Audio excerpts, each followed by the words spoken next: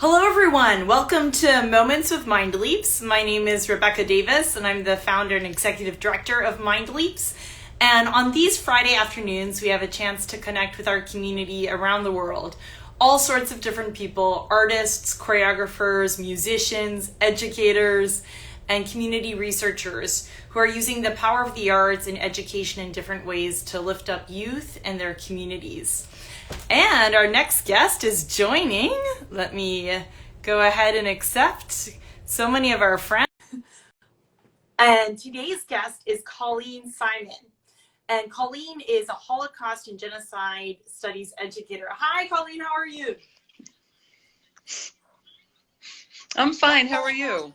Very well, thank you. And I was just starting to tell all the people who are joining, you have many friends already saying hello to you, a little bit about you, Colleen, and your impressive resume.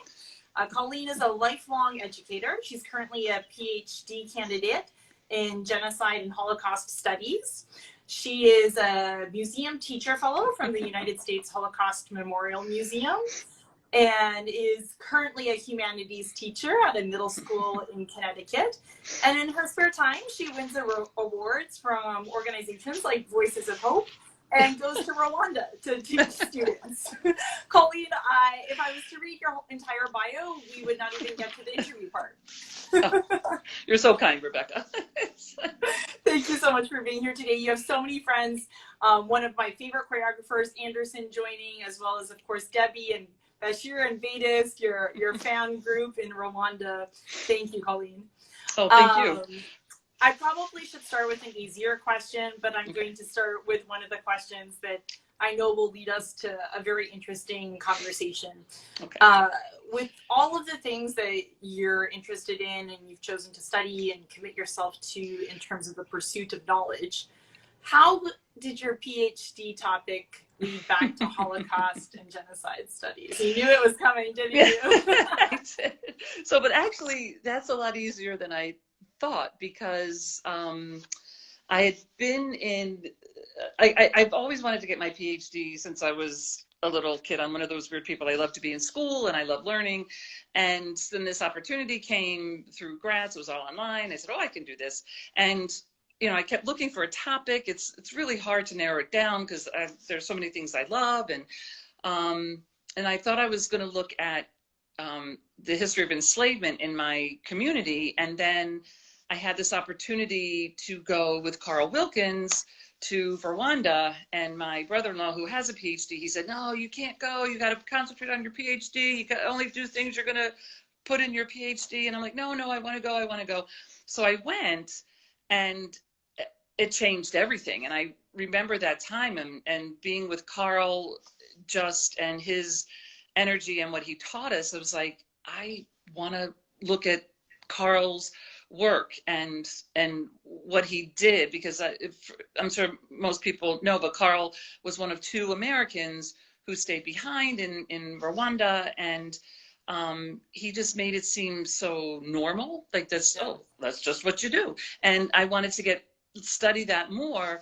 And so that I remember calling my advisor and I said, I'm going to change. And he said, well, are you sure you want to do this? I'm like, yeah. And I just felt so compelled because of the experience that I had with Carl and the other teachers. I just thought his story, and I asked Carl, has anybody ever done a scholarly look at your work? And he's like, no. I'm like, could I be that person? He said, sure. Because again, he's so open with everything. And then in speaking with Carl, for those of our friends who are here, and you gave a little bit of background about Carl Wilkins, but I think in addition to him being one of the two Americans who stayed in Rwanda during the 1994 genocide against the Tutsi, Carl was in Rwanda, dedicated to work with ADRA, with the humanitarian relief organization, even before the genocide started. And then made the decision to actually evacuate his family, but he stayed inside Rwanda for the duration of the war. And I think, as you've alluded to, Colleen, I think what's fascinating now is he's dedicated basically the rest of his life to help teachers and youth and children, especially in our country, in America, understand the power of an individual in a time of crisis. And so, Colleen, yes, please continue a little bit about now you've got him to agree that right, you'll yes. be allowed to make a PhD out of his impressive stance, I guess, on issues that he's taken.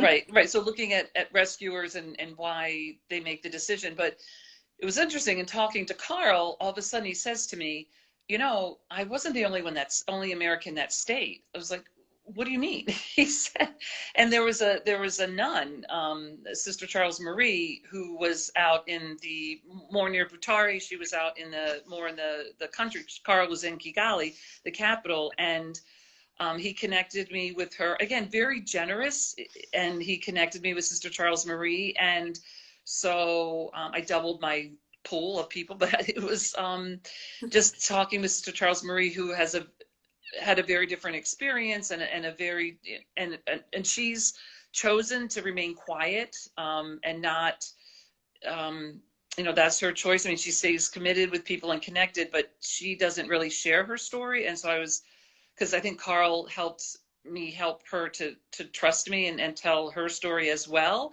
And so, now Carl says, well, now I say I'm the only American who stayed in Kigali.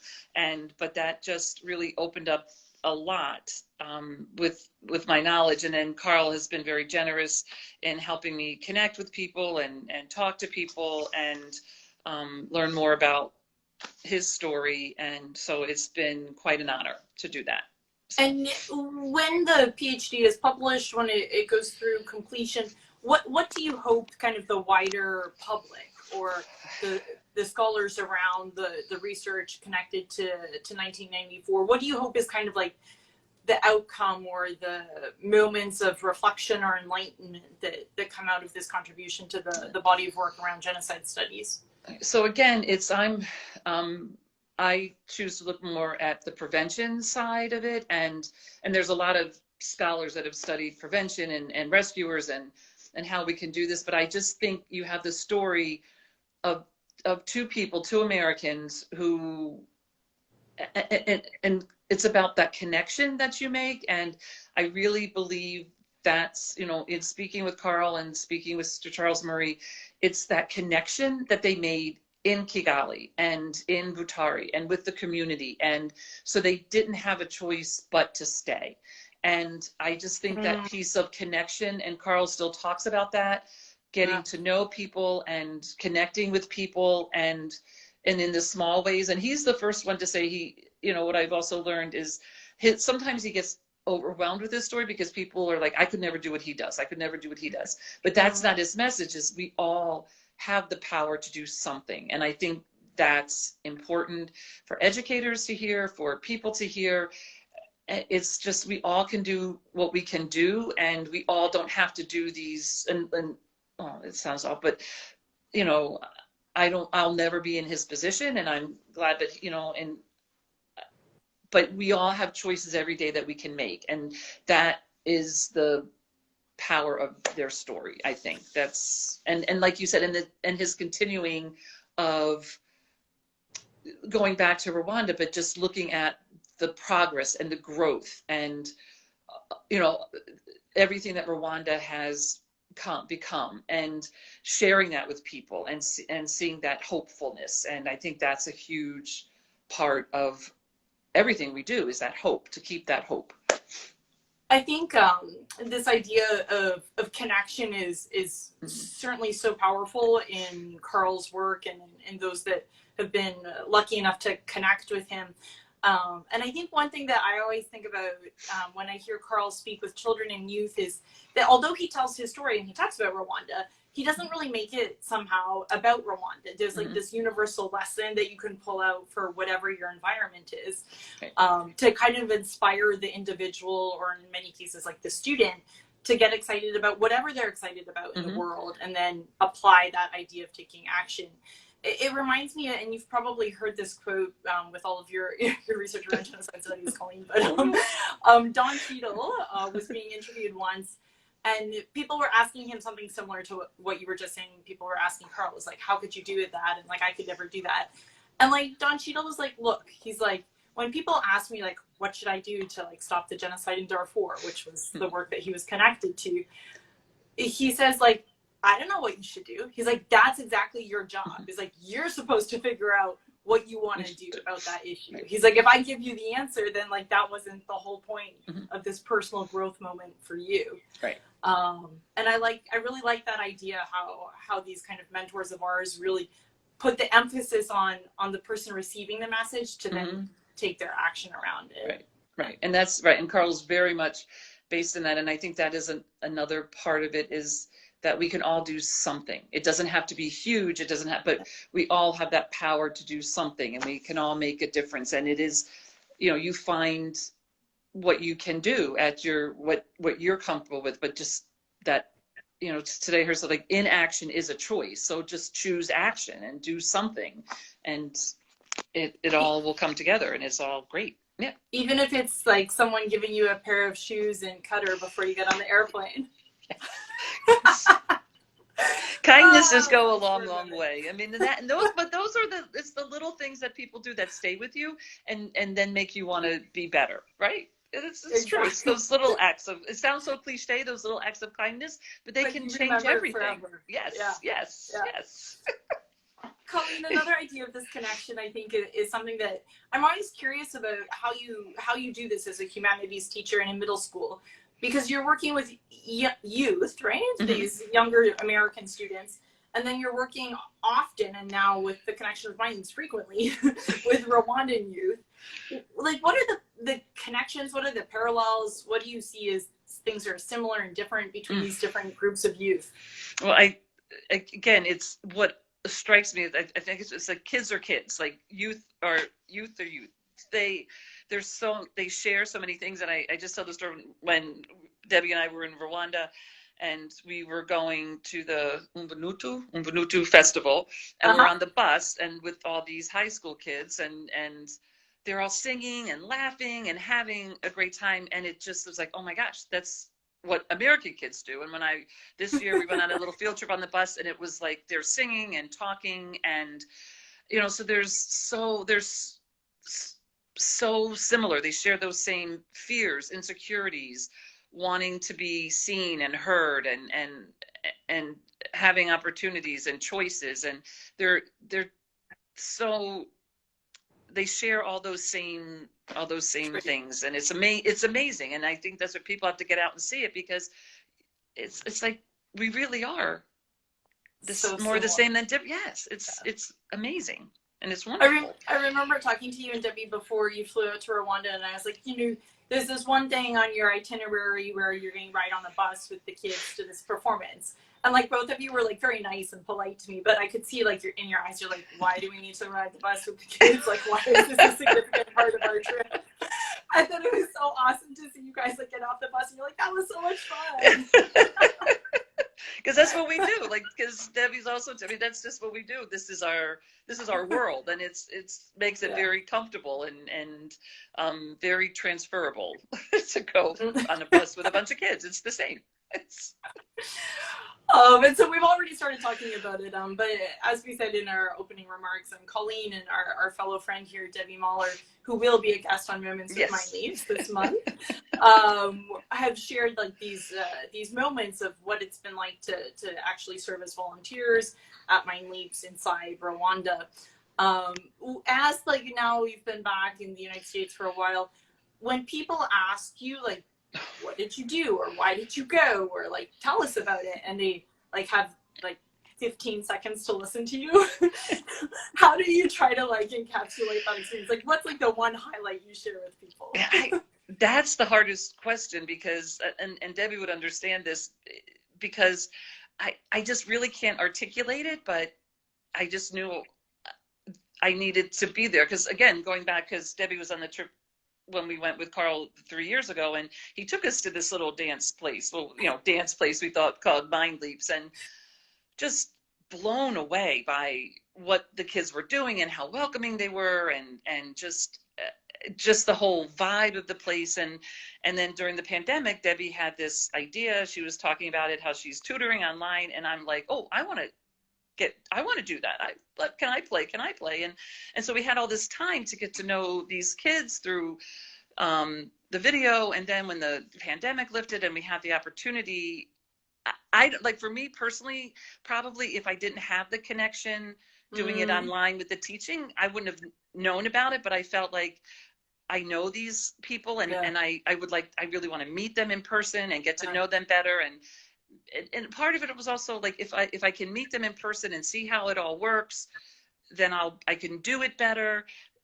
Because, you know, like Bashir and Vedas will see, like, his schedules are a little iffy. And so then, like, not understanding how things always work at MindLeaps and being so far away. And it just, I thought, well, I can be a better tutor if I'm there in person. So that is I guess that's the practical motivation. reason. Right. Well, right. I don't know that, sorry to break it to you, Colleen, but I don't know, even after spending a month in Rwanda, if the schedule issues ever going to really dramatically improve. Well, that's what I learned. That's what I learned, that schedules are even if you're on the ground, it's still complicated. But now I know that, so that helps. That's a very good thing. Yeah, now you know concretely it's not just a Zoom thing. Yes. Colleen, you also are connected to this wonderful organization called Voices of Hope. Mm-hmm. Share with us a little bit about this organization, especially for those of us who don't know it intimately. We just know it by reputation. Okay, so Voices of Hope is it's based in Connecticut, but they've you know, again, with COVID, everybody's kind of getting outside of their state, and they had little Zoom meetings. But it was started by the descendants of Holocaust survivors, and so they call them 2Gs or 3Gs, so the children and the grandchildren. And they really, again, it's the mission of you know, through education and through programs, get people to know that we can be better than we are, and that we can do helpful things to people, and to just get this message. Because again, they always say never again, but there's, you know, there are all these groups that are really trying to make that a reality and doing programs. And Voices of Hope has what they call a hero center to get, you know, to help teachers with education. And because, like many states, there's a mandate in Connecticut to teach about the Holocaust and other genocides. Wow. Yes. Okay. And which is, you know, it can be good or bad, because sometimes those mandates aren't real specific, and it's kind of hard. But like, that's why Voices of Hope, they want to help teachers to, you know, even if you have a short time to teach these lessons, let's give you the best information you can to get to the students, because education is so vital and important. And then they do a lot of community events, and they really, to get that message. And also, since it was founded by 2Gs, they know, unfortunately, these survivors are dying, and they want to make sure that these stories are kept in everybody's mind, so that we do better and we never forget. And that's, it's like, it's so great to hear of an organization like this that's committed to that, because I think often, and I'm sure you hear this all the time working with youth, is there can be a tendency, I had it, for example, in my peer group growing up in school, where people are like, well, because never again has basically been proved to be false, right? It's happened again. Therefore, like, we toss out the entire concept, right? It's like, it can't happen, so let's not try. Which I always found kind of be like a very kind of maybe short-sighted, maybe that's a bit of a strong word, but like a bit of a short-sighted reaction to it. But I think that part of that is because, like, people don't know how, right? And they don't want to fail, especially fail at something that's so important. But then if there's organizations out there who are helping us learn how to do it and try to, like, navigate that maze, then we can, like, accept this like ideal again. Yes, right. And it keeps that, like you said, that ideal. And it can, because, like, it can get cliche, or people can get depressed, but you can't stop. You can't not keep going. And it takes a lot of courage to keep that going. And, you know, a lot of pushback, and a lot of people saying, oh, we're tired. But it's like, I think all these people are courageous, and to keep it in the forefront, and to work. And because they were also very instrumental in getting the mandate in Connecticut, and that's great. to know, so it's these organizations are wonderful. Wow. Yeah. And if I remember correctly, you'll correct me if I don't remember correctly. I think that there's an event coming up for. Yeah. So I'm really excited about this, because I love collaboration, and how things all work together. So I don't know, people, there was just the documentary, PBS documentary on the US and the Holocaust. And and in Stratford, Connecticut, is where I live, we have it's called the Ruby and Calvin Fletcher African American Museum, and it's the only one in Connecticut. And so Voices of Hope is co-sponsoring along with our Connecticut Public TV and with this African American Museum, and we're going to have a community event around the documentary. And what's really cool is how things come together, because we're going to have somebody from the United States Holocaust Memorial Museum come, and she's going to speak to the history of the Holocaust. We have the curator or director of the museum, the African American Museum. He's going to talk about the present, like what is going on now. And then we have a woman coming from the Fortunoff Archives housed at Yale, who has created this curriculum about Nazi racial laws and Jim Crow laws, and it's going to talk about that. And in the documentary, it talks about these laws, and then it all comes together, because the last scene that we'll see from the documentary is the liberation of Buchenwald. And this African American soldier, Dr. Leon Bass, was there to he was one of the soldiers that was there when they discovered Buchenwald, liberated Buchenwald, and that kind of changed the trajectory of his life, because he was, he had been treated, as an African American, and then he sees this is where hate can lead you. This is the end result when he saw Buchenwald, and that really changed his life. And he became an educator, and he would speak about his experiences, and it really got rid of the hate from him. And he's just, so it all kind of connects and comes together. So I'm really excited about that community event. And Colleen, tell us again the name of the documentary. So it's PBS. It's the and I get confused because I think American the Holocaust is at the U.S. at the Holocaust Museum. I think it's called The U.S. and the Holocaust. And it was U.S. and the Holocaust. Okay, right. It's on PBS. It aired originally the end of September. Okay, but it's still there. You can still get it for free, or if you have their passport, you can stream it. But it's 6 hours. But this community event, we're only going to show 30 minutes because they made it available for people. So you're not going to make an audience sit there for 6 hours. But well, we'll make sure to link both the event and a link to the documentary in this interview so people can find it. Thank you. Definitely, I think we will want to follow up on that. Thank you.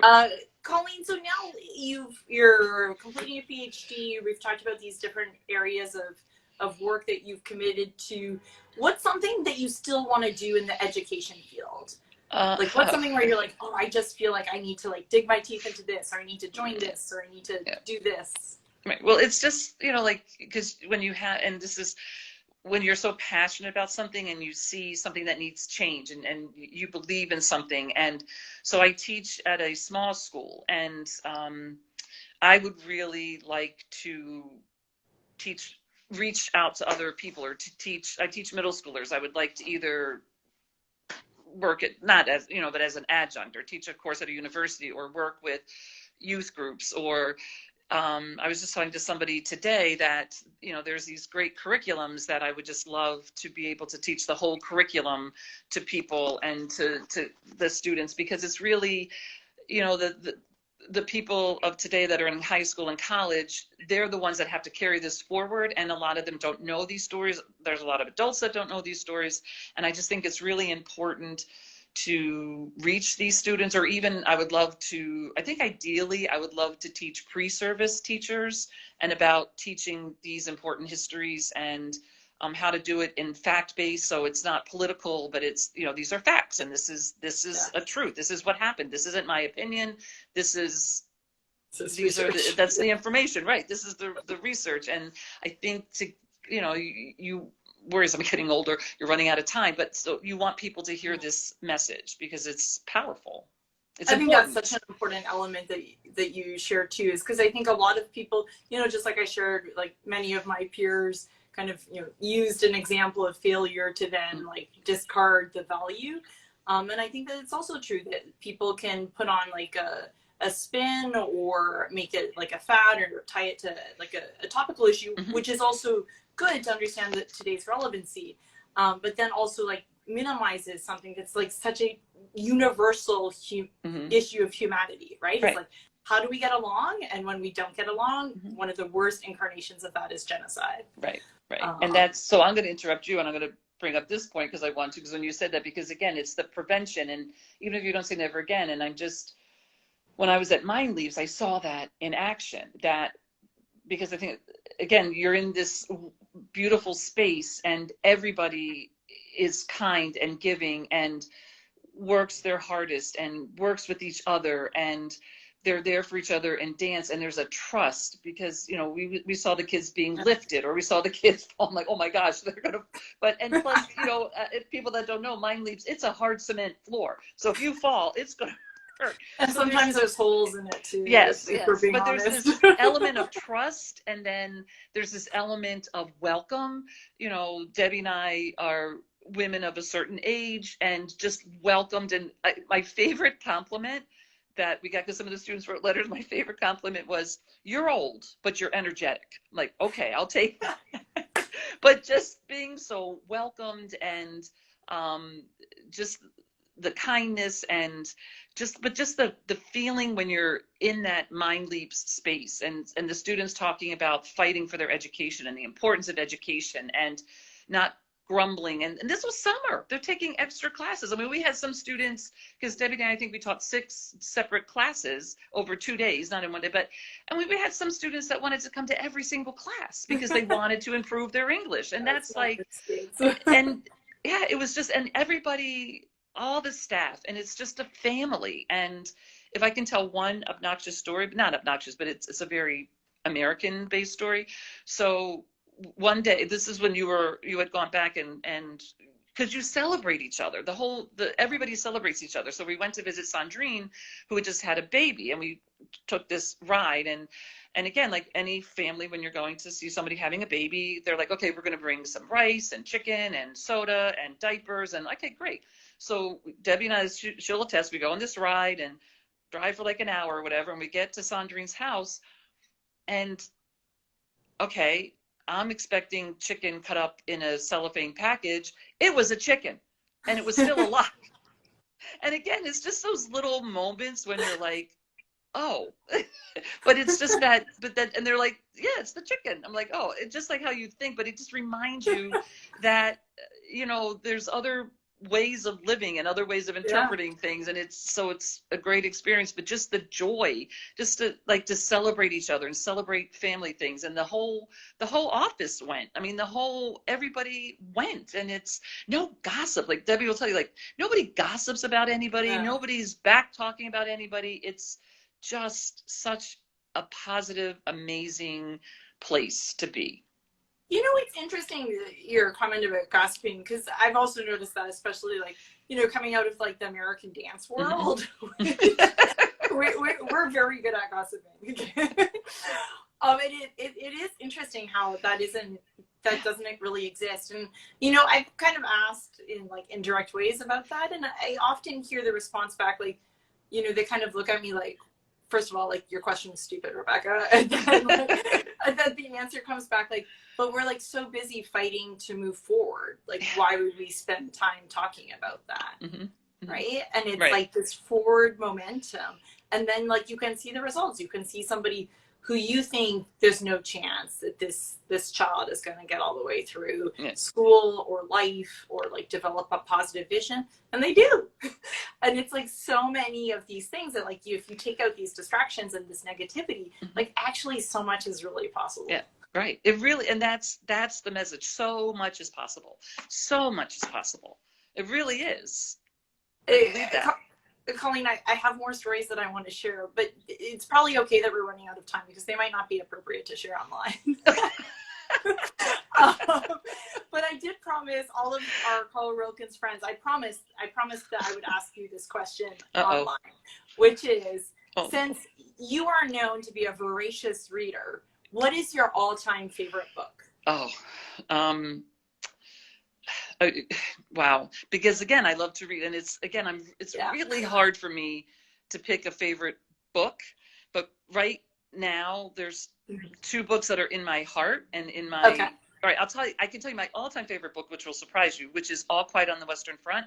And the reason I loved that book so much when I was a youth, because I read it as a child, and it was the first time I read somebody who thought like I thought, that war is wrong, because like when he finds the French soldier and he's German and, oh, we have family, like it was that first time I really, that there are no, and like really, who was our enemy? But that's another story. But right now, my two favorite, one is How the Word Is Passed, which was by Clint, which is just an amazing book. Yes, life-changing book.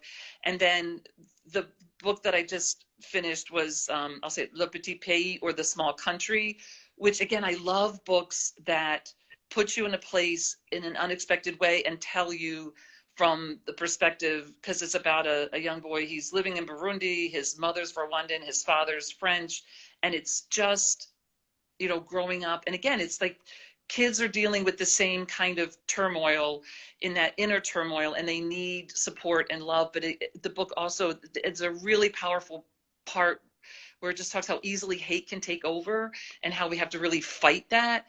And, you know, his struggles with that. And it's a short story, but it's